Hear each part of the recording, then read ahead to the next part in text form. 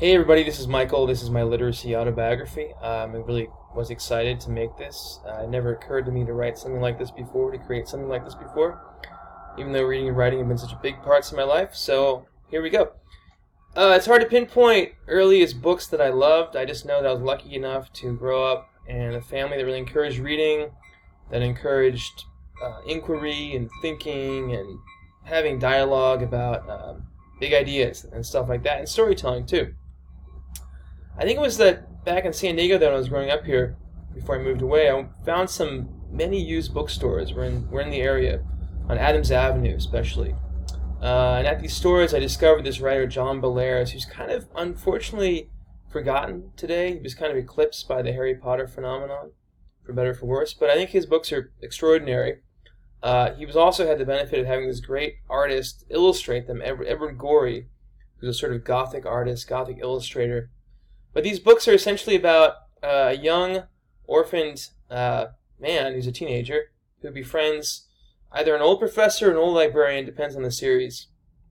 And they have these supernatural, strange adventures in really moody, Gothic New England.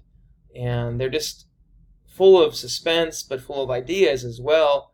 They're full of real life adventure, but intellectual adventure. And they kind of were the first books to convince me that intellectual adventure, adventure through language and storytelling, can actually create adventures in real life too.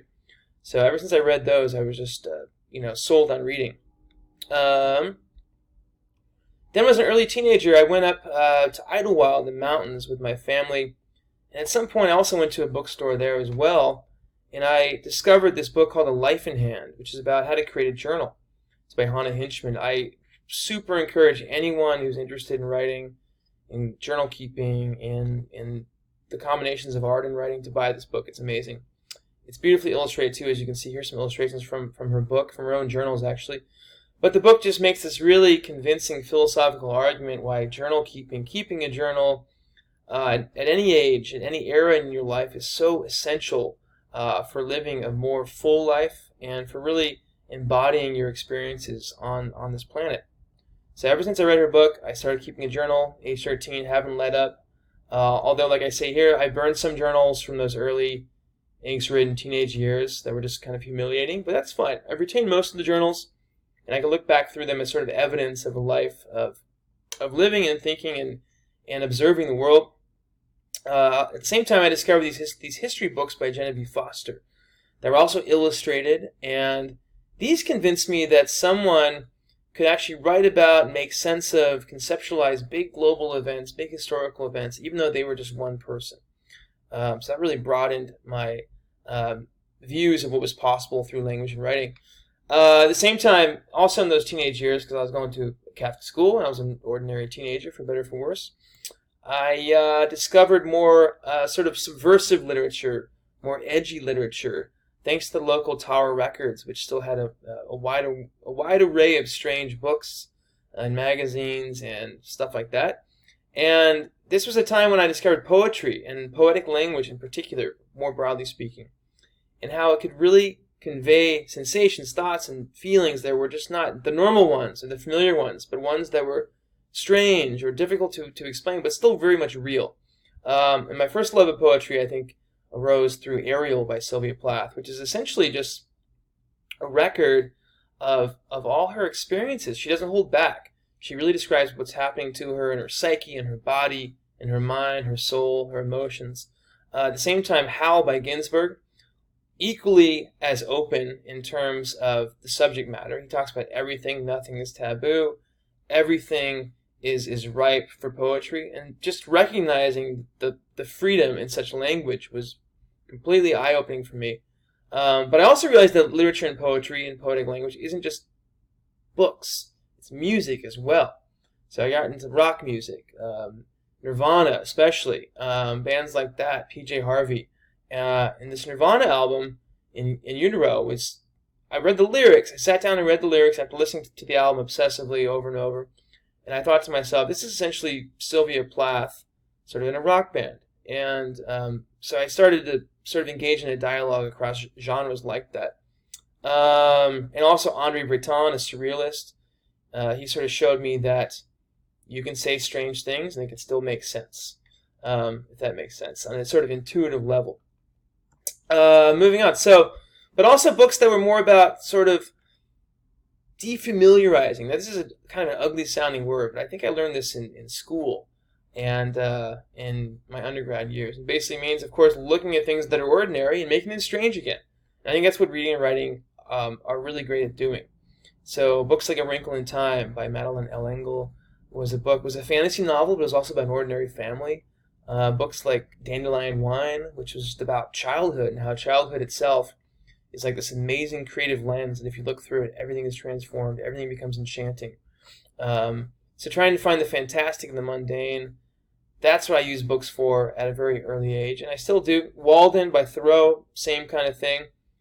You know, he goes in the woods, he meticulously observes the life around him, things that most people would not notice or pay attention to. In the process, he's able to create just amazing poetic prose.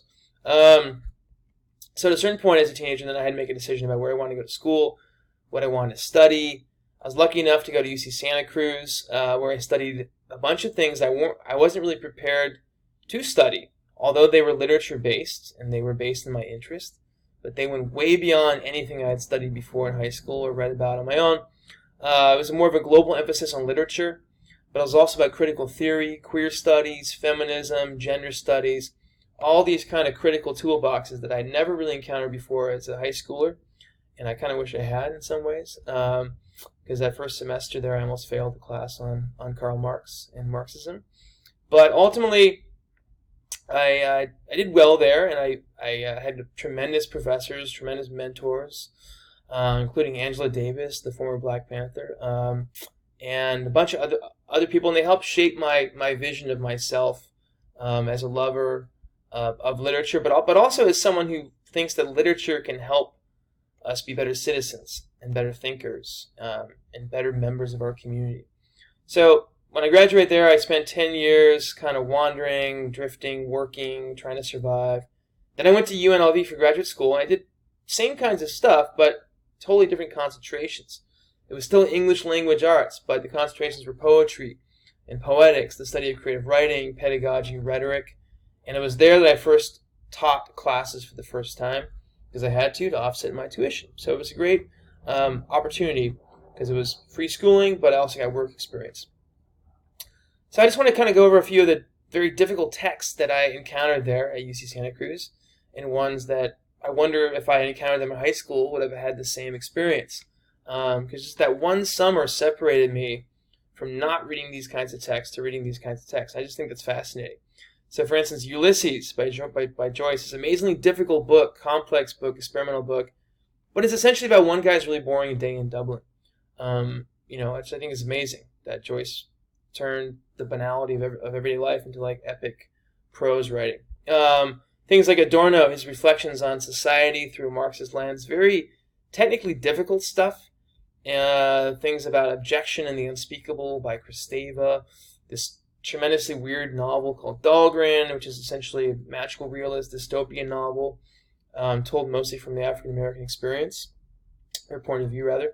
The Waves, which is a bunch of different characters and their voices themselves kind of overlap, and some of the most beautiful sentences I ever read, but I wouldn't know how to teach it. Like, it's one of those books that would require, about a year's apprenticeship really to understand, I think. But what I did realize in Santa Cruz was I didn't have to fully understand all these books, but I did have to learn the tools for how to read them, for how to get the most out of them.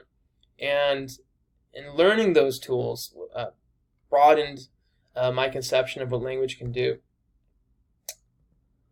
But then, after those 10 years of working in the Bay Area, and then deciding I need to get an MFA in creative writing in Las Vegas, of all places, never thought I would study writing and poetry in Las Vegas, but there you have it. I went, and it was completely amazing experience, totally life-changing.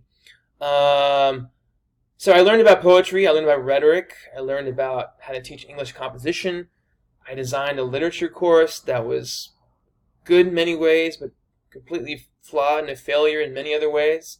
So the books that I sort of retain, and the sort of advances in literacy that I retained from that time in my life, stem from the fact that I had to teach people for the first time. I had to teach people who did not love literature the way that I did.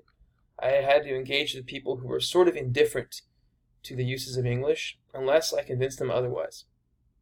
So I had a lot of good texts to work with, luckily, including James Baldwin, who's written so much about education and its political uses, its political powers, how it helps us make sense of race and class and all the things that divide us. Cheryl Strayed, her advice letters on the Rumpus magazine, heartbreaking, vivid, strange, beautiful words of advice about all sorts of problems. Books like these I use in my classes, and they kind of help students recognize that language could really make positive changes in their own lives. Man's Search for Meaning, Auschwitz memoir. The first part describes his time in Auschwitz. He survives, but his wife did not.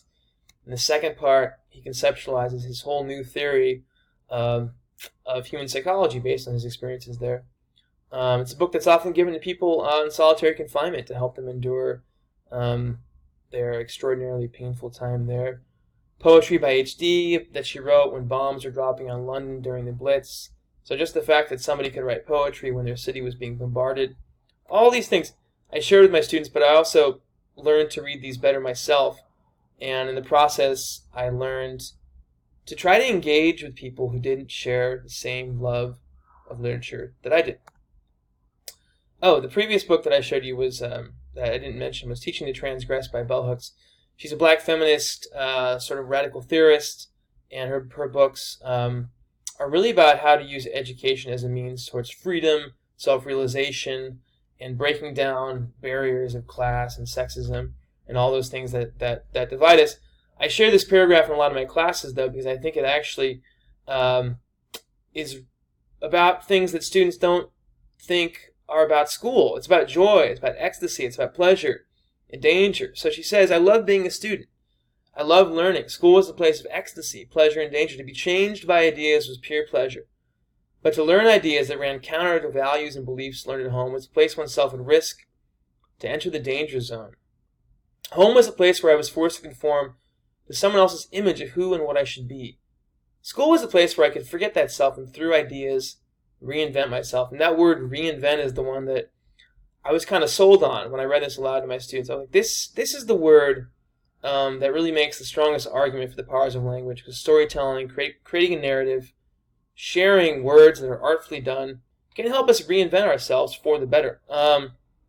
Last but not least, I kind of also wanted to summarize my literacy journey, my journey through reading into becoming a teacher, through a poem that still has a lot of resonance today, I think. It was written in 1968 by Muriel Rukeyser. She was kind of an activist, too, a political dissident, and also a poet and a philosopher. I read this poem with my students a lot, and I've read it myself a lot, and I think it kind of also conceptualizes, embodies the power of literature, especially during uncertain times, especially when the world seems full of violence and uncertainty. And she just called it poem. I lived in the first century of world wars. Most mornings I would be more or less insane. The newspapers would arrive with their careless stories. The news would pour out of various devices, interrupted by attempts to sell products to the unseen. I would call my friends on other devices. They would be more or less mad for similar reasons. Slowly I would get to pen and paper, make my poems for others unseen and unborn. In the day I would be reminded of those men and women, brave, setting up signals across vast distances, considering a nameless way of living of almost unimagined values. As the lights darkened, as the lights of night brightened, we would try to imagine them, try to find each other, to construct peace, to make love, to reconcile, waking with sleeping, ourselves with each other, ourselves with ourselves. We would try by any means to reach the limit of ourselves, to reach beyond ourselves, to let go the means, to wake.